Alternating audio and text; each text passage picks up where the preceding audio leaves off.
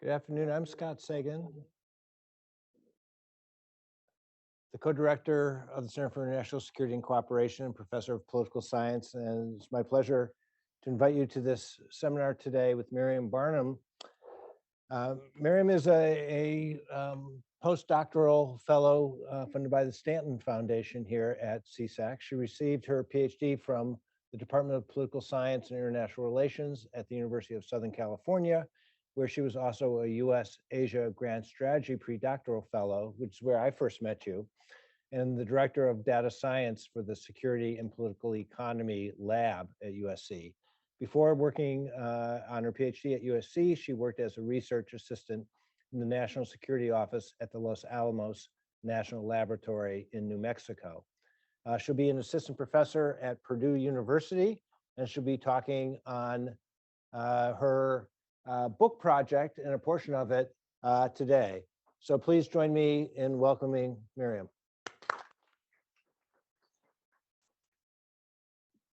So thank you, Scott. As Scott mentioned, I'm Miriam Barnum. Today, I'll be presenting on part of my book project on internal security threats and WMD proliferation. Specifically, today I'm going to talk about chemical and biological weapons and why states are motivated to pursue, acquire, and use these weapons. And the major question that's driving this research is, today, in the nuclear era, if states are motivated to arm by external security threats, why do they not simply pursue the most powerful strategic weapons possible? And of course, the topic CSAC is highly familiar with. So I argue that internal security threats can motivate pursuit of chemical or biological weapons instead of or in addition to nuclear weapons. And this helps explain the wide variety of different patterns of nuclear, chemical, and biological weapons pursuit that we see among states, what might be broadly categorized as WMD, or weapons of mass destruction pursuit, by some analysts. So even though they're not as destructive as nuclear weapons, I believe it's very important to understand states' motivations behind the pursuit of chemical and biological weapons, not only because of their horrifying effects on the human body when used in warfare, but also because, unlike nuclear weapons, chemical weapons in particular actually are frequently used in conflict. A recent example, for instance, is the use by the Syrian government against rebel forces during the Civil War. And also because many states are willing to invest a lot of blood and treasure on counterproliferation efforts, engage in costly wars. So recall Colin Powell discussing potential evidence of Iraqi chemical and biological weapons pursuit in the run-up to the 2003 war in Iraq. As a brief overview of this talk, I'm going to start with some definitions and background on the existing literature, then discuss my own theory of internal security motivations for chemical and biological weapons pursuit, and finally present some empirics on both a large and quantitative test and a case study, and finally conclude with some takeaways and implications for international relations scholarship and for policy. So what are chemical and biological weapons? Here at CSAC, we know that they're probably a bit more than just these goofy pop culture representations that we often see, but specifically what I'm talking about are weapons that consist of agents and delivery systems. So chemical agents can include a range of different agents, nerve agents such as sarin and VX, inhalants such as chlorine, and even irritants or riot control agents such as tear gas. Biological agents are bacteria, virus, or fungi, or biological toxins. Some well-known examples are anthrax, cholera, and botulinum toxin. And then there's a range of available delivery systems. These can range in sophistication. They include things like mortars, artillery shells, ballistic missiles potentially, or even just spray tanks or the distribution of contaminated items. The existing literature on chemical and biological weapons is heavily influenced by the literature on nuclear weapons proliferation. And this is in part shaped by the analytical category of weapons of mass destruction, which is used by many academics and policymakers to discuss this particular set of non-conventional weapons, which leads analysts to often transport conclusions about the use, proliferation, and counterproliferation efforts of these weapons from nuclear weapons, which are particularly distinct, unique kind of weapons, to chemical and biological weapons, despite the fact that there are many actual practical differences between these weapons. And so drawing on the literature on nuclear weapons, the existing literature on chemical and biological weapons emphasizes the importance of external security threats in driving the acquisition of these weapons. In particular, this is true of literature that focuses on the pre-World War II or pre-nuclear era pursuit of chemical and biological weapons in large-scale programs, often by great powers. The literature also emphasizes their weakness for traditional strategic deterrence, particularly as compared to nuclear weapons.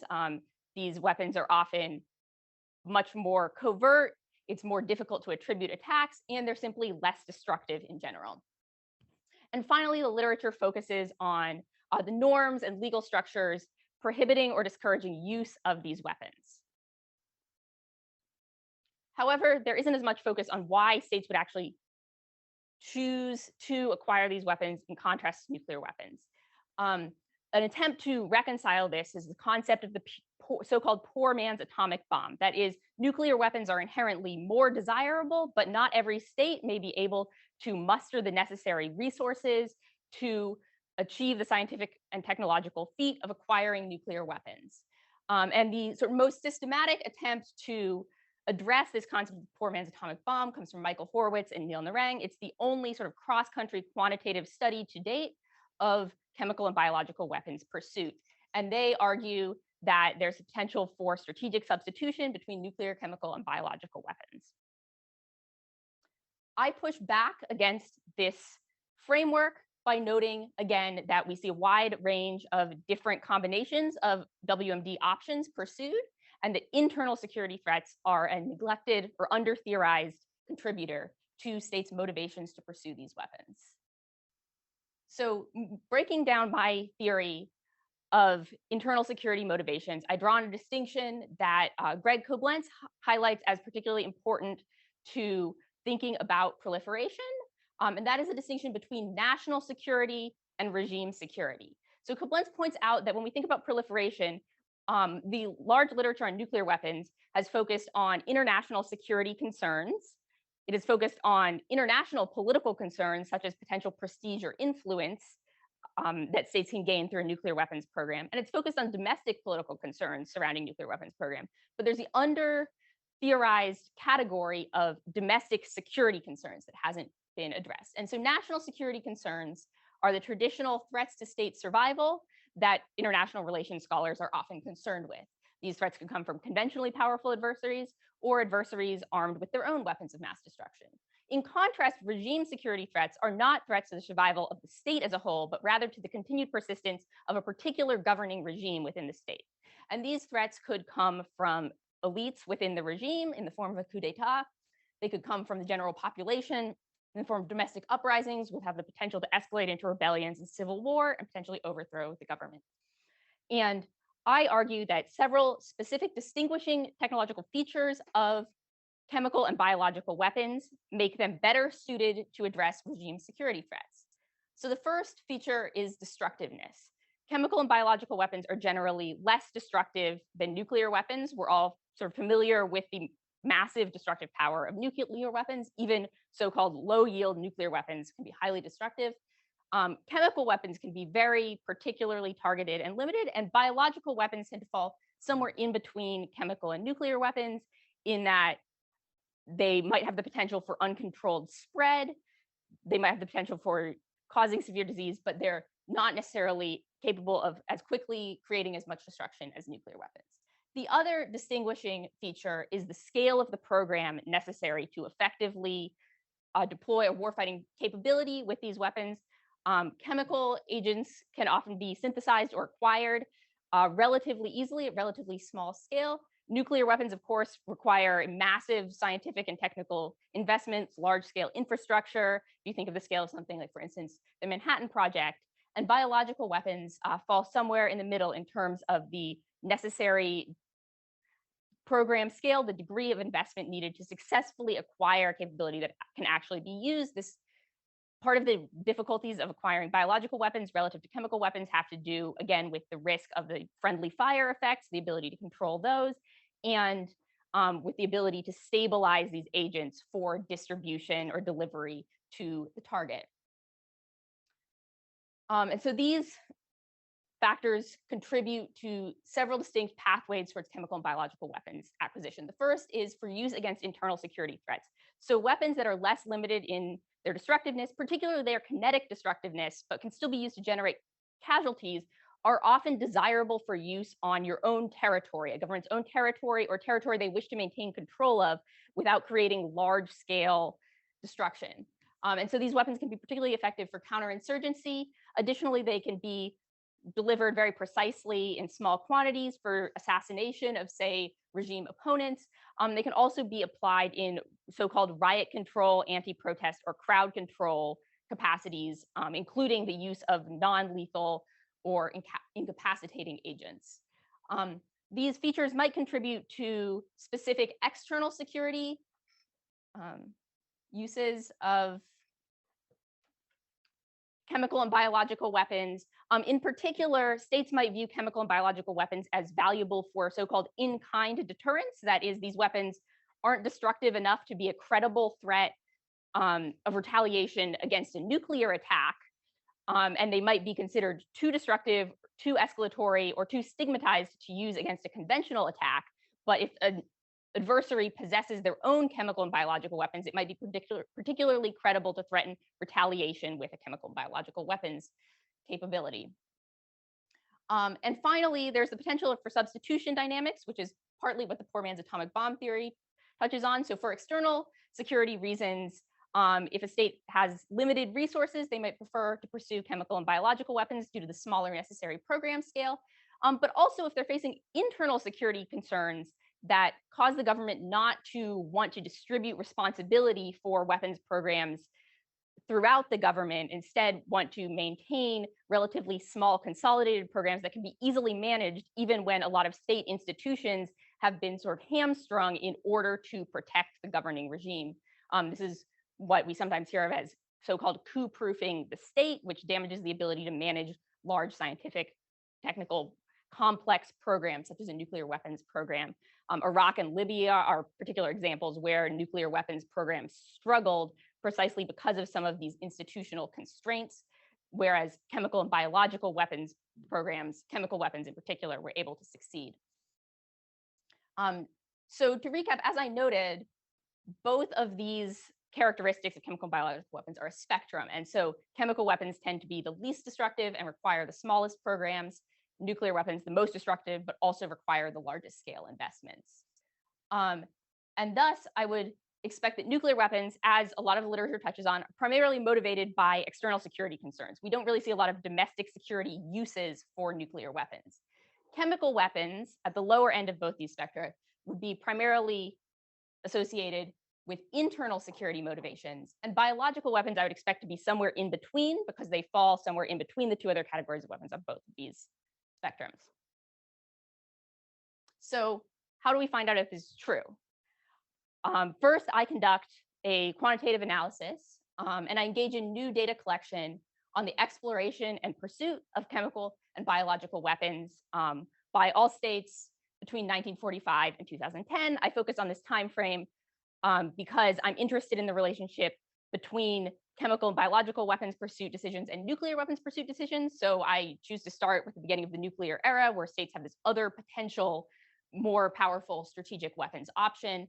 I end the coding in 2010, in part because other variables that I'm interested in aren't available after 2010, and also because these programs are highly secretive, so it's not always possible to attain up-to-the-minute detailed information on what's going on in particular programs.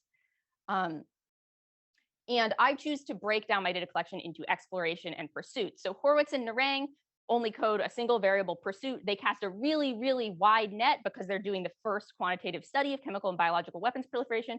But what they end up catching is a lot of things that aren't really state programs that contain an actual political decision to pursue these capabilities. They're, states that might have done a little bit of exploratory research or considered the option or asked allies about, their own chemical and biological weapons programs. So from the data I've coded, and so some of these things that Horwitz and Narang are including are what I put into the category of exploration rather than specific focused pursuit. And this is a distinction that's also commonly made in literature on nuclear weapons proliferation, is that exploratory program versus actual pursuit. And so I find 33 states that explored chemical weapons options, 17 that pursued them, and 14 that acquired them, plus 6 that already had them prior to 1945. For biological, it's 16 that explore, 10 that pursue, and 3 that actually acquired them. And then for comparison, I have the numbers for nuclear weapons, which is drawn from a document by Philip Bleek that attempts to sort of create a unified set of codings for nuclear weapons and is kept updated. And so one implication that we can see immediately is that chemical weapons are indeed relatively easy to acquire. So only 3 states that ever engaged in actual pursuit of specific agents, delivery systems, had a political decision to pursue chemical weapons, ended up not eventually acquiring these chemical weapons. And as will become apparent in some of the case study analysis, it can be quite fast from a decision to pursue to having an actual operational chemical weapons program at some scale. So I then put this data to work in a large N event history analysis. So the dependent variables come from my data. I separately look at the initiation of chemical weapons pursuit, the exploration of chemical weapons pursuit, and the same 2 variables for biological weapons pursuit. For the key independent variables for internal threat, I use a measure of the coup risk faced by the regime. This comes from a paper by Junko Seduth. And then I, for threats from the general population, use data on violent and non-violent unrest from the NAVCO data project. To control for external security threat factors, I take my data and Philip Bleek's data, and I use it to construct indicators for a rival's possession of each of the different types of WMD, nuclear, chemical, and biological, and then also an indicator for if a state has a rival that's used chemical weapons in the past, thus making it perhaps more likely or more credible that they might attempt to use those weapons in the future. There aren't enough instances of nuclear or biological weapons use to really effectively include an indicator of those uses in the past. And then finally, in some model specifications, I control for factors that are associated with the demand for nuclear weapons more generally. And I use a fairly standard approach from the quantitative proliferation literature, which is to use a survival model, specifically a Cox proportional hazard model, with country year unit of analysis. And in the main results I'm going to present here, I stratify these models by country, which is roughly analogous to using country fixed effects. So I'm looking primarily at factors that when they change for a given country, influence that country's risk of initiating a particular pursuit versus structural factors that differ between countries. But I'm happy to discuss a lot of the different robustness checks and model specifications in the Q&A if anyone is interested. The main takeaways of the results are that increases in the risk of a coup d'etat are associated with increased likelihood of both chemical and biological weapons pursuit, particularly when we look at this focused pursuit rather than exploration. And that violent and non-violent unrest are associated with increases in the risk of chemical weapons pursuit, but not with increases in the risk of biological weapons pursuit. And finally, that internal security threats do play a role, particularly for biological weapons pursuit. And so, as I pointed out, my argument isn't that external security threats don't matter at all, but rather that they don't tell the whole story. Looking at some of the substantive effects of these variables, these are the key regime security variables. What's displayed here is a hazard ratio. So it's a multiplier on the risk of initiating either chemical biological weapons exploration or pursuit. Pursuit is shown in blue and exploration is shown in orange. And we see in particular the coup risk effects are fairly substantively large. So roughly tripling the risk of an increasing one standard deviation in the coup risk score roughly triples the risk of a country initiating chemical or biological weapons pursuit in a given year. I just want to note that an increase in coup risk increases the risk of focused biological weapons pursuit by several orders of magnitude, and that's why it's not shown on this plot, is that it doesn't really fit at a reasonable scale to display the other effects. Looking at external security threats, we see in particular rival nuclear weapons tend to be associated with large increases in the risk of chemical and biological weapons pursuit. However, I'd like to point out that even though some of these effects are substantively large, rivals possessing these weapons are quite rare. And so these variables actually make a relatively small contribution to explaining the overall variation in states' risk of pursuing chemical and biological weapons, even when they have large effects in individual cases. So, of course, the quantitative material gives us a picture of large-scale cross-national patterns of chemical and biological weapons pursuit, but it doesn't actually let us get at the mechanisms underlying that pursuit. So to that end, my book project includes several case studies. Specifically, I include case studies, some of these are still in progress, of chemical and biological weapons programs in Iraq, Syria, Libya, Rhodesia, and South Africa. And a couple factors motivate the selection of these cases. First, I want variation on whether they pursue chemical weapons or chemical and biological weapons. There aren't really any cases that pursue biological weapons without pursuing chemical weapons in the time period I'm looking at. And then I want cases that face high levels of both internal and external security threats, so we can actually attempt to trace the effects of these different security threats on decision makers' choices about chemical and biological weapons proliferation. And then finally, a constraint that we often face in studying proliferation of nuclear weapons, it's even more acute in studying chemical and biological weapons because these programs are generally, as I pointed out, smaller scale, is that it can be difficult to get information on these programs because they're covert. And so these choices are partly constrained by looking at states where it's actually possible to get this information. I don't have time to present on all of these case studies today, but I'm going to turn to the case of Rhodesia, which I think is particularly important in highlighting some of these internal security mechanisms.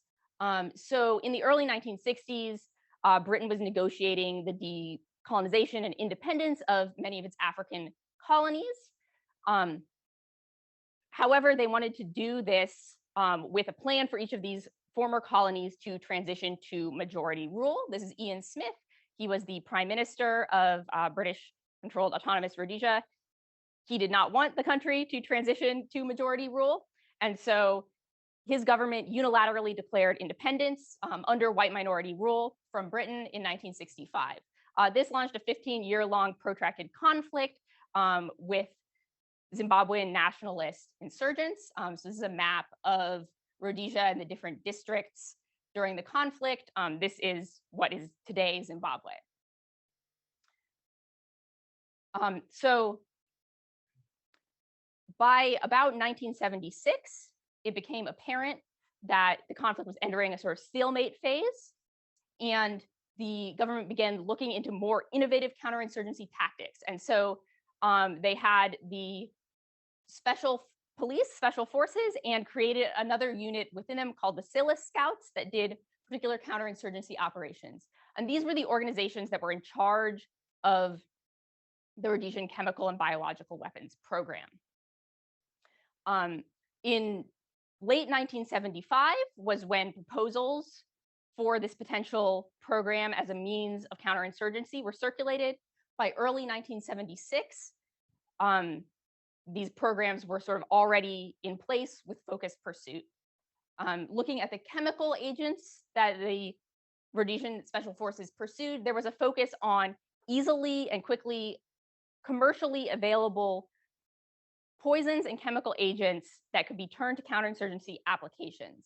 The specific agents that were primarily used were an insecticide, parathion, thallium, which is used as a heavy metal used as rat poison, and warfarin, which is another rodenticide. So these were all commercially available poisons that could be modified into toxins that could then be distributed to counterinsurgents. The particular delivery methods that were focused on by the Silas Scouts were contamination of items that were distributed to insurgents, so clothing, food, medicine, and also the poisoning of wells and other water sources.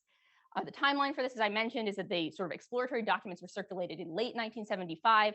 By early 1976, a program was underway involving experiments on human subjects in order to determine the best ways to distribute these substances and their most effective means of disseminating them.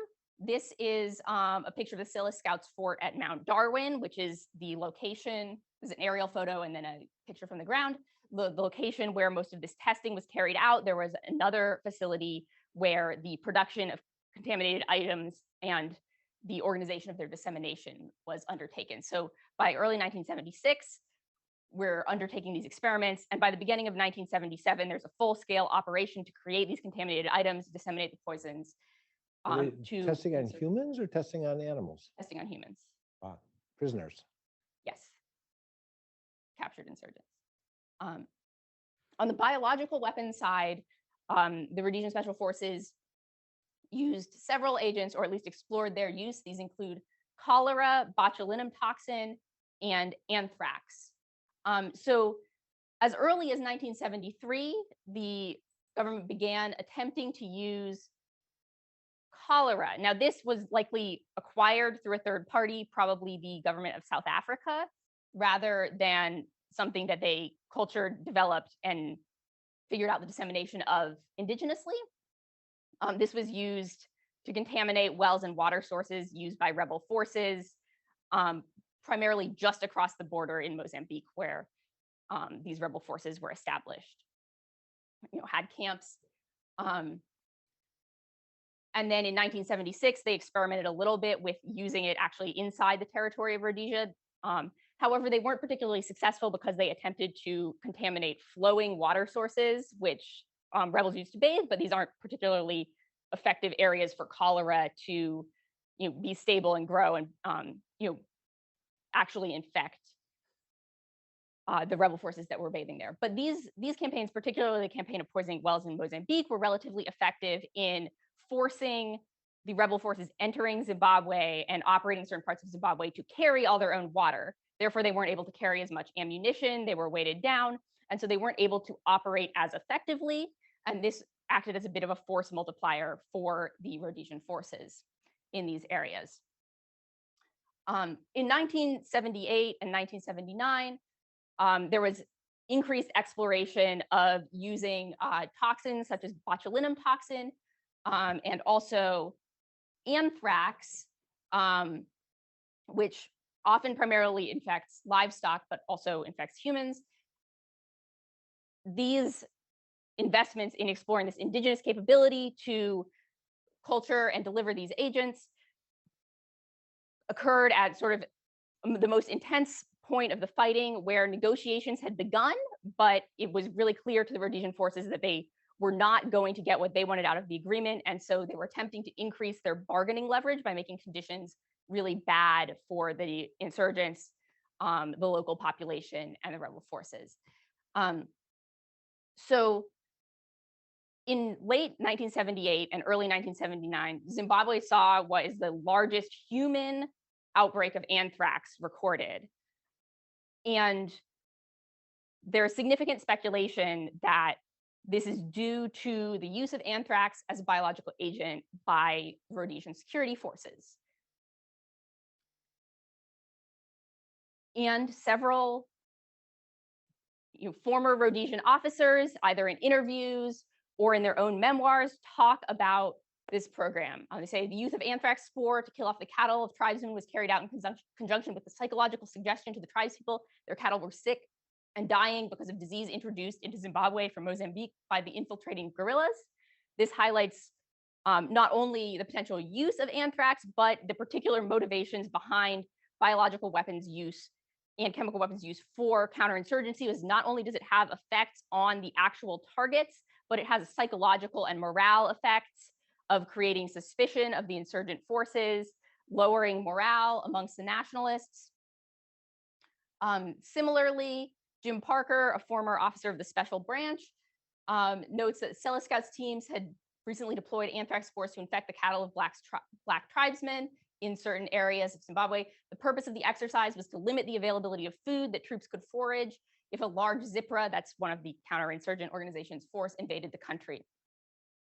Now, of course, we can't necessarily take these former officers at their word. There is some evidence that this outbreak could actually have been consistent with natural occurrence. There's a lot of debate amongst biologists and epidemiologists about this. And there are motivations for these former officers to sort of exaggerate their accounts because they want to have an important story to tell, even if it's not one that makes them or the forces they were part of look particularly good.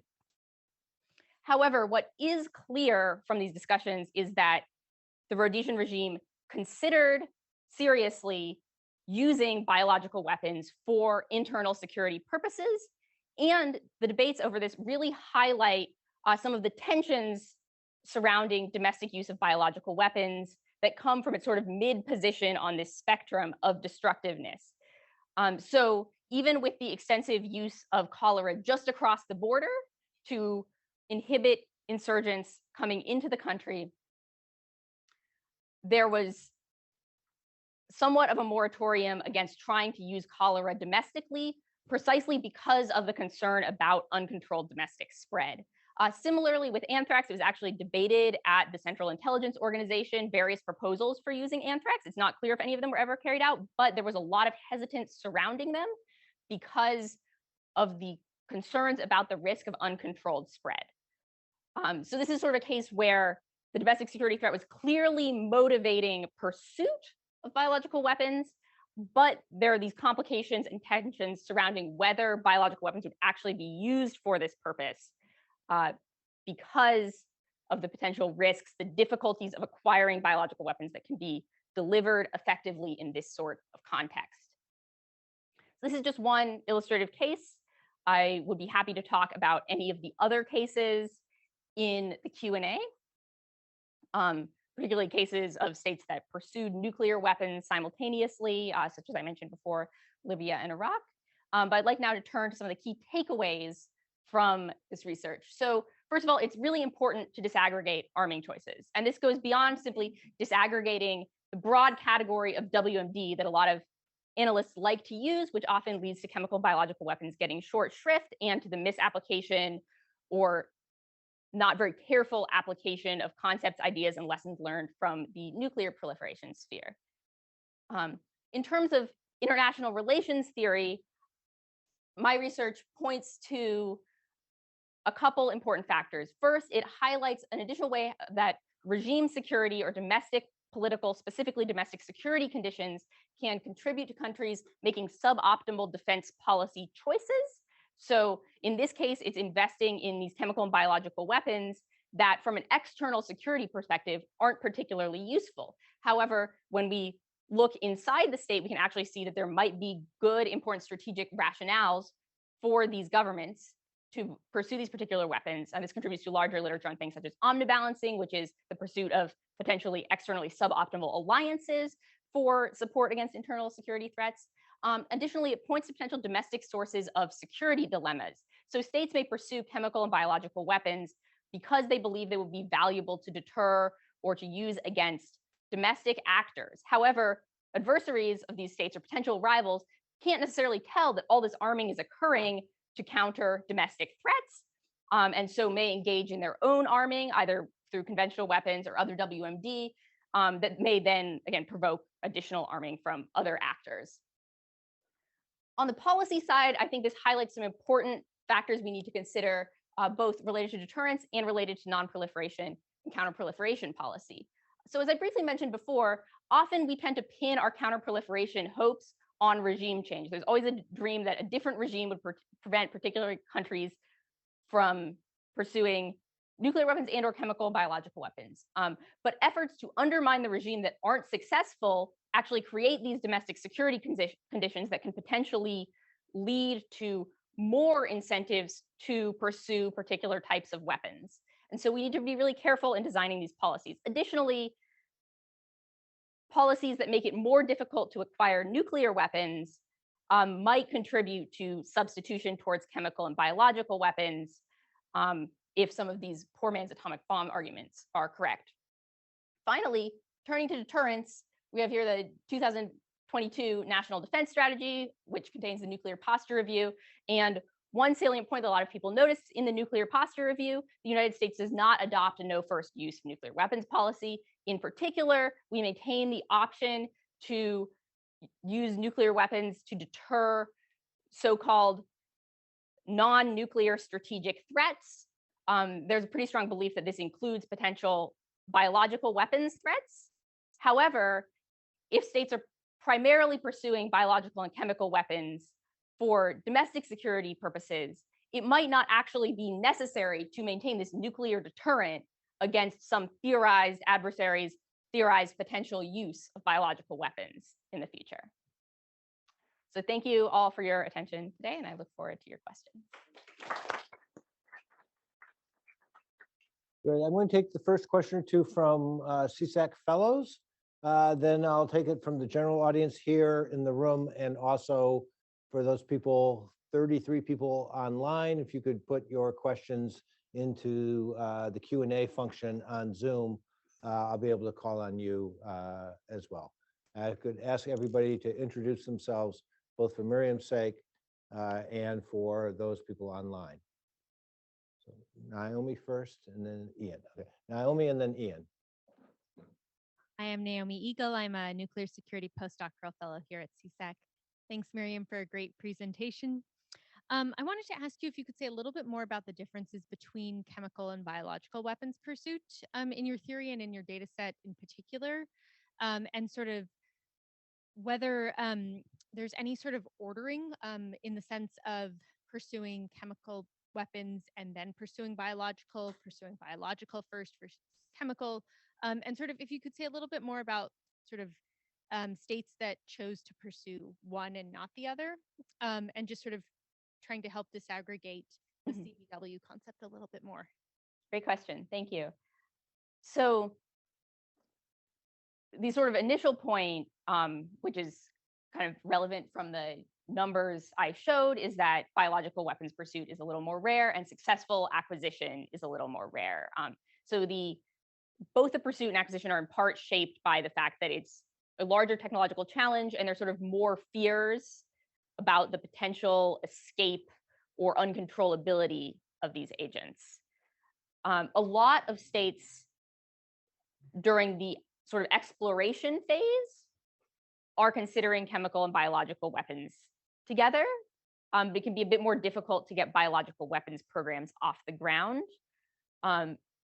Perhaps because of this, they tend to remain smaller scale. And so I will say there's more cases where there's perhaps a suspected biological weapons program, but no hard evidence biological weapons program. So Libya is a good example of this. They certainly did some exploration, some thinking in the regime about potentially pursuing chemical weapons, but when the time came, or about pursuing biological weapons, sorry, but when the time came to sort of declare all the programs and capabilities they'd had so far, when there's this 2003 disarmament agreement with Libya, they really didn't declare any biological weapons activities. There was maybe some brief thinking about experimentation, but really no available information. It could be that that information was very effectively concealed, but it in part was probably just they weren't able to effectively mobilize the program. Hey, great talk. My name is Ian Reynolds. I'm a predoctoral fellow here at CSAC and also at HAI. And you mentioned in your talk this notion of intensity in the case of Rhodesia, like all of a sudden the fighting got very intense and they kind of scaled up the use of these things. And I'm wondering if that's sort of a cross case mechanism, or is there an element of learning that happens like, oh, this regime did this, now we should maybe, you know, plan to do the same thing in the future. So if you see any of that in sort of the cases, thanks. Yes. So there is certainly a cross-case pattern where we see this happen, particularly in instances of chemical and biological weapons use. So this also happens in Iraq during the Iran-Iraq War. There's Kurdish uprisings in various areas, supported to some extent by Iranian forces. And when some of these uprisings actually start to be successful in gaining control of some territory, that's when Saddam Hussein's regime starts using chemical weapons against the Kurdish population there. However, they continue doing that sort of even after the end of the war with Iran. So it's not entirely externally focused at Iran, but there was an increase in intensity of these protests. You asked specifically about learning. So this is not directly related to the intensity question, but the government of South Africa during apartheid had a program called Project Coast, which is the umbrella for their chemical biological weapons programs. They learned a significant amount from the Rhodesian experience. Initially, they were contributing some scientific and technical advice to the Rhodesian chemical biological weapons programs. But when the Rhodesian government fell at the end of 1979, Zimbabwe gained independence in 1980, a lot of the people from the program went to South Africa. A lot of the documents from the program went to South Africa because South Africa is still under white minority rule. And those experiences directly informed the shaping of Project Coast. However, in practice, South Africa mostly used these weapons for a large coordinated campaign of assassinations of dissidents. I have Ori and then Rose next. Thank you, Miriam, for a great talk and a great paper. I wanted to ask you what we can learn from the theory and the model about the potential of chemical weapons in targeted killing, targeted assassinations. We've seen them used, we've seen them increasingly used, and I think we talked about this in a reading group with the assassination of Kim Jong-un's stepbrother and with Putin's repeated usage against Navalny and Skripal. So they're particularly useful in these scenarios. How does it fit in your theory, if at all, or can we learn anything from that? Thank you. So I think these assassination scenarios you're talking about are sort of the farthest extreme of the dimensions I'm talking about. So really small quantities of these agents can be used for assassination, and they can be delivered in a way that's really non-destructive to any other, people, infrastructure, et cetera. They're simply, killing or sickening or injuring, certain dissidents, but they do potentially have this signaling or morale effect, right? So there's a lot of discussion around, for instance, the Russian regime. They're using these agents to signal that, of course, they could have targeted dissidents in many other ways, but we don't care about international norms against the use of chemical weapons or potentially any other international norms. And we don't care about treating dissidents in what would be considered a humane way. But I don't directly theorize assassination as much, just because it's so far off from sort of what nuclear weapons are useful for. And I'm really interested in looking at this relationship between nuclear chem and bio decision making, but it certainly contributes. Yeah, it's kind of hard to use nuclear weapons in a direct assassination attempt. Thank you, Miriam. I'm Rose Gadamuller. I'm the Stephen Haase Lecturer here at CSAC. I was really intrigued, fascinating presentation and horrifying at the same time. So thank you for bringing up some very useful information from the Rhodesian program I had never seen or frankly heard of before. So very, very useful. I had two questions. One is related to the methodology. Is there some precision to the threshold in your analysis or in the larger literature between exploration and pursuit of chemical and biological weapons? It's easier to see in the nuclear case when that threshold is being crossed from exploration to pursuit. So if you could say just a few words about that aspect. What does the threshold between exploration and pursuit look like for CW and BW? And then I wanted to ask you about the South African nuclear program, because it was very mature at the time that apartheid ended. And in fact, there was quite a bit of work that went into dismantling the South African nuclear program. You seem to indicate with Project Coast that they had a kind of final burst of energy too on the chem and bio side. So I just wondered if you'd comment on the juxtaposition of those three programs in the final years of apartheid. So thank you for the questions. First, on the distinction between exploration and pursuit. So when I'm making these coding decisions,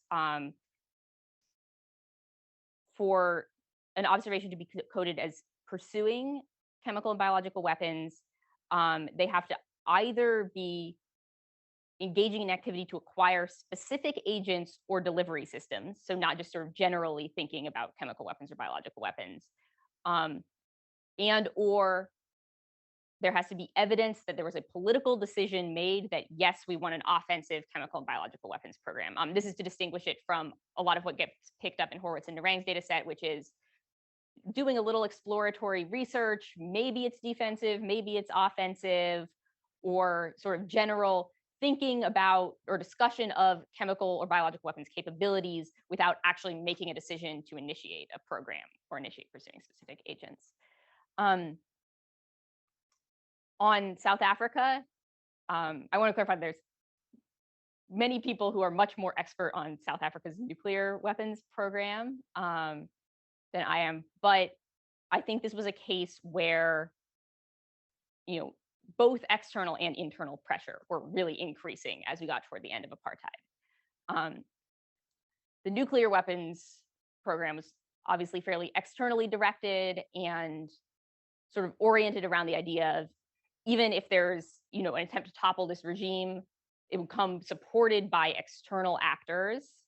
And that's sort of what the nuclear weapons program is to guard against. Project Coast was this very sort of separate, more covert program in many ways that was really specifically targeted at internal security threats. They sort of attempt to use this fig leaf of, oh, there was some chemical weapons use in Angola, and now we're really worried about it, but they didn't engage in any of the sort of chem and bio defense research that they really should have if they were actually concerned about an adversary using chem and bio weapons. And they really focused on delivery systems that would facilitate assassination, which is, again, not what you want as sort of a strategic or semi-strategic deterrent against an external adversary. Hi, Miriam. Taylor Dalton, Assistant Professor of Law at Santa Clara University. This is a great presentation, very interesting. And I was wondering if you could say a little bit about whether you saw, especially in the large quantitative analysis, any effect of the international treaties or international efforts to kind of prevent the stockpiling, development, and use of these weapons. And if not, if whether your results can tell us anything about how to better craft international efforts to prevent their use. Thank you. So I do, in some of the model specifications, I do control for either the presence of chemical and biological weapons. This can get a little difficult in some models with fixed effects, obviously, because that happens for everyone at the same time, or for an individual state's membership in that regime. And I do find that there's a negative effect of these regimes on the risk of a state pursuing chemical and biological weapons. In the post-chemical weapons convention part of the sample, we see a lot more personalist regimes that might be inclined to violate various other international laws and norms at the same time pursuing these types of weapons. And of course, we see a lot fewer of the states that are sort of seen as leaders and the international community in the creation of these sorts of treaties.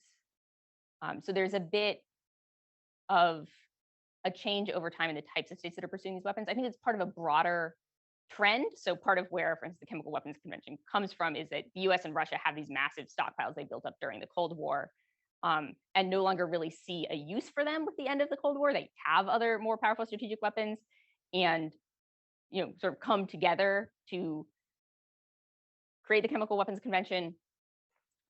But post-Cold War, we see an ever increasing pattern of the sort of domestic uses of these weapons or the sort of domestic refocusing of these weapons. So Russia clearly did not fully get rid of their chemical weapons capability, and they have been sort of deploying it for various internal security purposes, assassinations that Ori mentioned, some uses for domestic law enforcement of agents that are debatably fall under the domestic law enforcement exemption to the Chemical Weapons Convention. And actually now there's been a new decision by the CWC regime that these uses are not consistent with the domestic law enforcement exemption. So there's a broad shift from the early pre-nuclear era, big, large-scale state-sponsored programs to these smaller scale, more domestically oriented programs. I want to quickly follow up on Taylor's question, and then I'm going to turn to Jeff Knopf and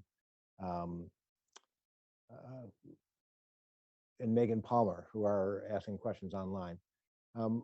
You differentiate between personalist regimes developing chemical and biological weapons and the leaders of post in the treaty regime development. But the research on nuclear weapons, I think about my work, Jessica Weeks, and some others, suggests that personalist regimes are more likely to break the agreements or to violate the agreements they have signed than are democratic regimes. It's not just the leaders, it's that democrats, I mean, the Russians, after all, are members of the Chemical Weapons Convention, but seem to be violating it. So is this a regime type argument or something about the leaders? Are personalist regimes more likely to sign agreements and then violate them? In nuclear, we know, but are they also more likely to do that in chemical and biological regimes? So I think they are more likely to sign agreements and violate them, not just for nuclear, but that a state doesn't have to be a personalist regime to have internal security or regime security motivations for pursuing chemical and biological weapons. However, when we're in this era of having, near universal international agreements prohibiting these weapons, it does become, the calculation becomes sort of more positive for states that already, for these other institutional reasons, I think are more willing to break agreements. Jeff, I'm going to see if I can get Jeffrey Knopf, the magic of Zoom, to be able to ask us a question live. Jeffrey. All right. Can you guys hear me okay? Yes. Oh, fantastic. Well, Miriam, that was a wonderful presentation. I'm really glad to see somebody pick up on Greg Koblenz's old suggestion about internal security threats as a motivator for CBW proliferation. Here's my question. It seems to me that there's really two comparisons that states are making that have to be explained. So one is, why would you choose chem bio rather than nuclear, given that nuclear is much more powerful? And here I think you have a very compelling argument that for internal security threats, chem and bio are more relevant than nuclear. But the other comparison is versus conventional weapons. And so my question is, what do you think drives states to choose chem and or bio when there are conventional options for dealing with internal security threats, given all the potential negatives that come with choosing chem or bio? Great question. So I think there's a couple factors at play here. One has to do sort of with the very negative factors that are associated. So because these weapons do carry this sort of stigma, legal prohibitions, there can be an important signaling component to using these weapons. And there are also studies that show that for applications such as counterinsurgency, where it's really important to affect things like morale and have sort of psychological effects on the forces you're targeting, can be really beneficial. Chemical and biological weapons, because of the particular ways that they affect the human body, are sort of perceived as very horrifying. So they're very effective at generating terror. And there's studies that show even amongst highly trained military forces, risk of exposure to chemical weapons or targeting by chemical weapons or biological weapons can significantly harm morale and have significant long-lasting psychological effects. And so in some ways, like, these effects can be more powerful at inciting terror and harming morale than conventional weapons. The other sort of side of this argument is that states facing high levels of internal security threats are often concerned about the risk of a coup. So they coup-proof the military. They make all these institutional changes that make it more difficult for the military to launch a coup, but also make the military less effective at being a military. Similarly, they might do such things to various state institutions. A chem or bioweapons program then provides a program that can be highly localized to certain small units within the military that are very amenable to central control and can then be sort of effective for those reasons. So this is what we see with like the Celis Scouts and the Special Branch, rather than sort of the more general Rhodesian forces having control of these programs, which were kept highly secret, but were able to act as a force multiplier for the other more conventional counterinsurgent activity. I'm going to turn to Megan Palmer. I'm going to do the same thing, letting you ask your question, Megan. And if you could ask the first question only, so that we have a chance to go back to people in the room. Megan. Great, can you hear me? Yes. Fantastic. So likewise, this was a fantastic presentation, and I really appreciate you digging into some of these ideas. And actually, Greg and I worked together on some of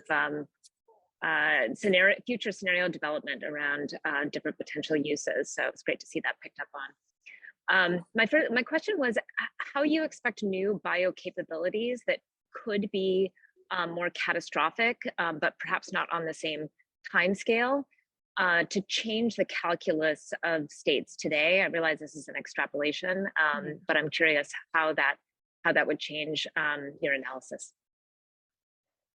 So I think some of these new biodevelopments, and I might not know all of what you're talking about, but things like synthetic biology that can be done on a much smaller scale, I think operate on this sort of program scale or ease of acquisition part of the theory, and making it easier to acquire potential biological weapons capabilities with relatively more limited resources makes it easier to keep these programs secret, and easier to sort of control and manage these programs even within a fractured state.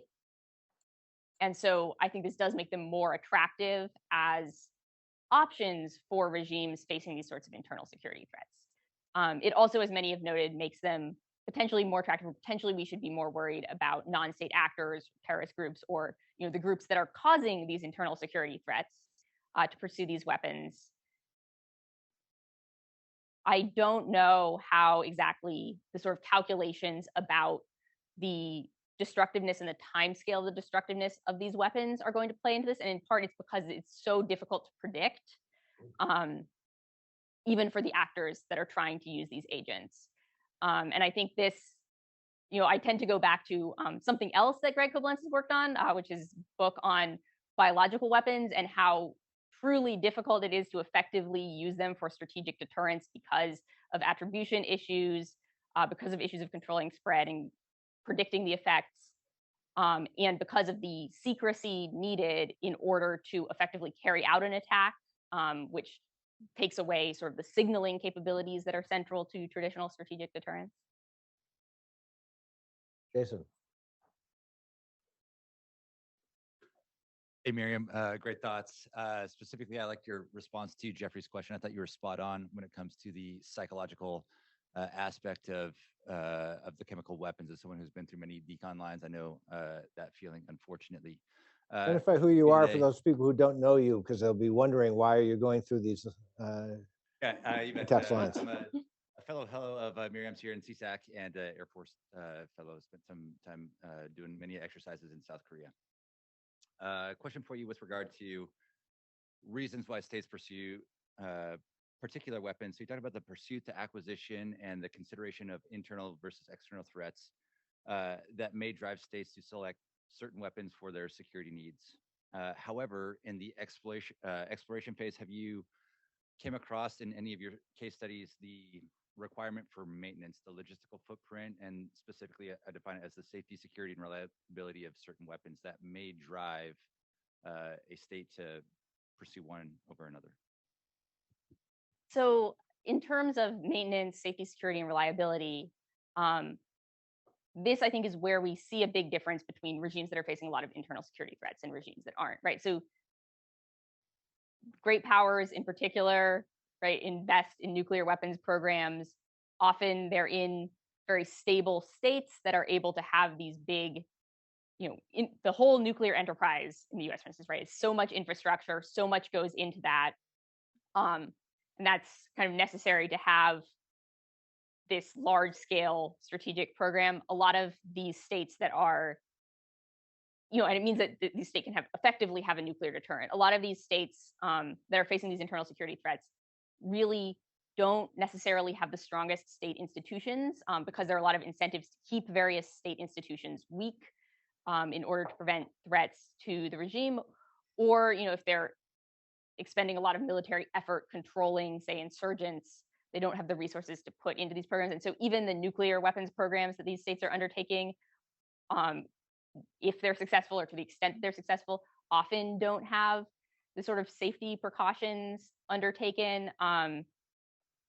This is not a topic that I'm hugely an expert in, but for instance, like there's been a lot of discussion of Pakistan's nuclear program and the sort of lack of safety, security, reliability going on there because of some of these considerations. On the chem and bio side, we see like the Rhodesian program that I was talking about, like they didn't even have proper personal protective equipment to apply the chemical agents to the items they were using to disseminate them when they're going through all this processing that makes them, easier to apply secretly and be absorbed by the human body faster. A lot of those workers got sick. Like one of the primary operators and directors of the program got sick in 1979. And then after that, they thought, oh, we should wear masks and gloves and rubber aprons, but that there wasn't sort of the infrastructure thinking for that. It was a very like slapdash operation in many ways. Last question right next to Jason. Yeah. Thanks. Hi, my name is Max Hole. I'm a postdoc at the Lawrence Livermore National Laboratory. Thanks for a fascinating presentation.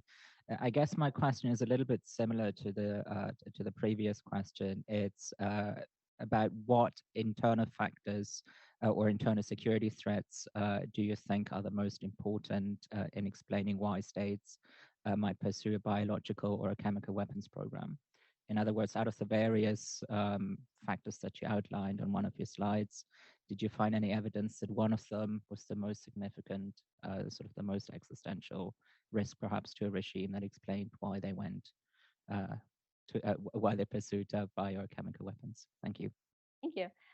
It's not always clear, which potential internal security threats are the most significant existential threats to a regime. One thing I will find is the risk of a coup, so the risk of uprising by elites within the state to overthrow the regime is the one thing that really is a consistent predictor of focused pursuit across both chemical and biological weapons, right?